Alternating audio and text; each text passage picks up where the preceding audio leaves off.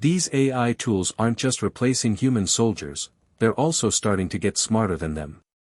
Recent breakthroughs in machine learning have allowed autonomous systems to learn from experience, adapt to new situations, and even make decisions on their own without human input. The implications are mind-boggling. What happens when an AI system can analyze more data in a single second than a human soldier can process in a lifetime?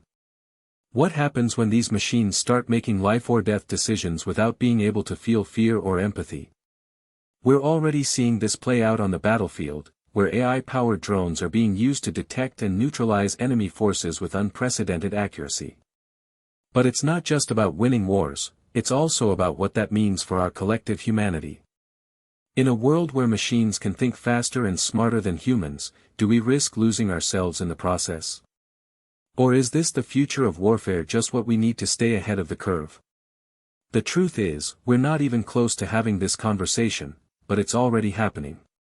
AI-powered systems are being deployed with alarming speed, leaving us with a choice: adapt or be left behind. So, will you join me on this journey into the unknown, where the lines between man and machine are blurring at an exponential rate?